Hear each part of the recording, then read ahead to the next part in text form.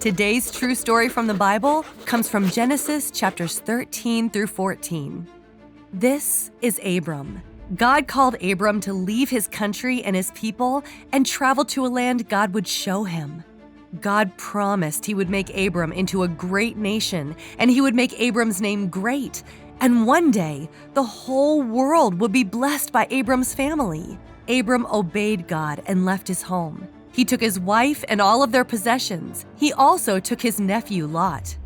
They stopped in the land of Canaan. God told Abram one day all of the land would be his. Abram worshiped God there. Abram was very rich and had lots of livestock such as cattle and sheep. Lot also had lots of flocks and herds. They began to have issues with having all of their flocks and herds and people in one spot. The herdsmen who were taking care of Lot's animals began arguing with the herdsmen taking care of Abram's animals. The conflict was so bad, Abram knew he had to do something. Abram told Lot it was time for them to split up because he didn't want there to be fighting between them. Abram was the older relative, and this was his journey. He could have told Lot what to do, but he gave Lot first choice. Abram trusted God would be faithful to him regardless of the choice. Lot looked at the Jordan Valley and saw how beautiful it was. He chose to go to the east and settle in the land that looked so great to him.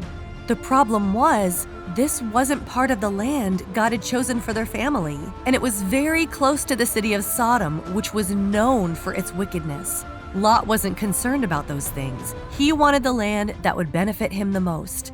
Abram and Lot separated, and Abram settled in the land of Canaan. The Lord said to Abram, "Look around you. All the land you see will belong to your family forever. You will have as many offspring as the dust of the earth. Whoever can count the dust can count your children's children." God was reminding Abram of the promise he had made, and he was faithful to keep it. Before long, Lot experienced the consequences of his choice. A great battle occurred between the kings of the land.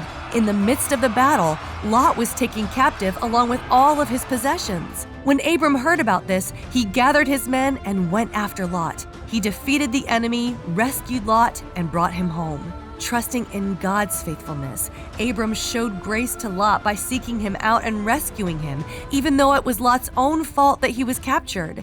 We also are in a mess that is our own fault. Our sin traps us and keeps us from having a relationship with God. Part of God's promise to Abraham was that one day, all of the nations would be blessed by his family. Hundreds of years later, God would send his rescuer, Jesus, to seek us out and rescue us, even though we don't deserve it. He is faithful.